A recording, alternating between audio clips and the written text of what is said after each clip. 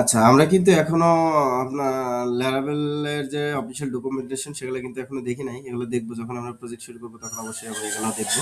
But প্রাথমিক জিনিসগুলো আগে যতটুকু জানি সেগুলো জিনিস নিয়ে আগে ধারণা এবং বোঝার চেষ্টা করতেছি। তাহলে আমাদের কি করতে হবে মূলত? আমাদের টেইল এন্ড রিমুভ করতে হবে। তো টেইল এন্ড রিমুভ করার জন্য আমাদের কিছু জিনিস এখানে বলে দিছে যে টেইল এন্ড রিমুভ করতে হইলে তোমাকে যেটা করতে হবে যে একটা কমান্ড দিতে হবে। কই কমান্ড? এইখানে।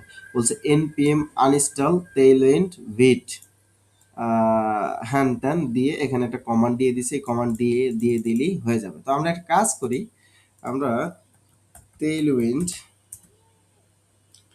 আ আনইনিস আন uninstall from vite দিয়ে দিলাম। দেখি কি বলতেছে। কই আমাদের npm uninstall tailwind css হ্যান-ত্যান এভাবেই দিয়ে দিছে, এভাবেই দিয়ে দিছে। তাও আগে মানে কমান্ডগুলো দিয়ে দিছে। আমরা আসলে যেটা চাচ্ছি কই tailwind এই ইনস্টল আমরা আসলে যেটা চাচ্ছি ইউজিং ভিট এখানেই থাক। ইনস্টল হলে কি হচ্ছে এই যে এখানে এখানে চেঞ্জ হচ্ছে, যে চেঞ্জগুলো এখানে কিন্তু বলে দিচ্ছে npm run dev বলে দিচ্ছে, কিন্তু আনইনস্টল কিভাবে করব সেটা তো এখানে বলতেছে না। এটা এটা দুঃখজনক। মানে ইনস্টল করলেই হবে, আনইনস্টল করা লাগবে না। নাই। আচ্ছা, আনইনস্টল। ওকে, আনইনস্টল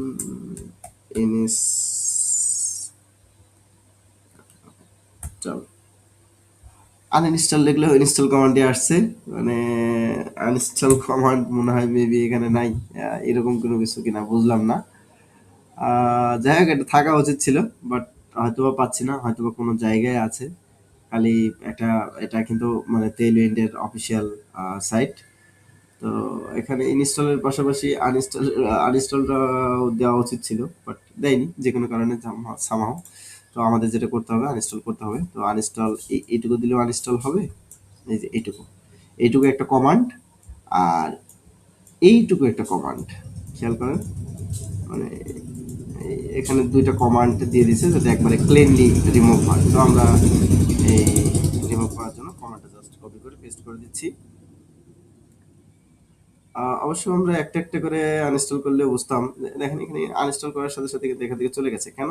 কারণ এইখানে এই যে ভিট সহ উল্লেখ করে দেওয়া হয়েছে মেবি, হ্যাঁ, এই জন্য মূলত এখান থেকে চলে গেছে। 15টা প্যাকেজ আনইনস্টল হয়ে গেছে। তো এখন আমাদের এই এই জায়গাটাই ইনস্টল করতে হবে হচ্ছে যে বুস্ট্র্যাপ। তো বুস্ট্র্যাপ ইনস্টল করতে হলে আমাদের যাইতে হবে হচ্ছে বুস্ট্র্যাপ ইনস্টলেশন কই। আমাদের লাগবে কি npm না, রানে বান ইয়ার্ন npm, ইয়েস এটা।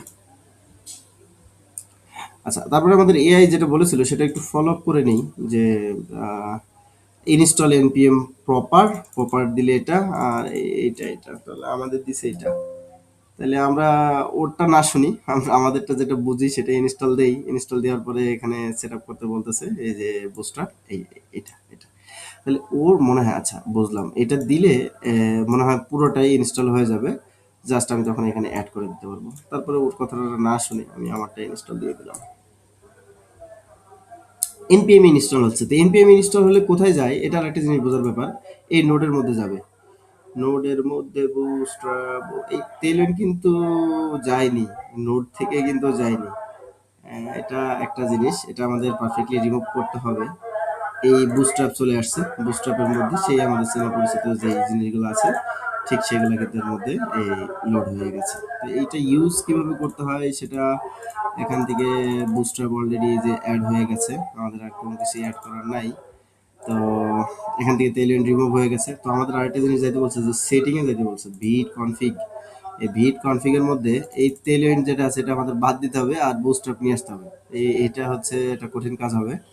তো এটা আমরা দেখে নিই যে এআই আমাদের কি বলেছিল যে package dot JSON, package dot জেসনে বুস্ট্র্যাপ থাকবে, আসছে আমাদের। আর ভিটে আইসা এই জায়গাটা ক্লিন হয়ে যাবে, এই জায়গাটা থাকবেই না। আর কনফিগের মধ্যে অ্যাপ সিএসএস আর অ্যাপ জেএসএস রিফ্রেশ ট্রু থাকবে, এতটুকু থাকবে তাই বলছে। ইম্পোর্ট করা লাগবে এটা কোথায়, ওই যেখানে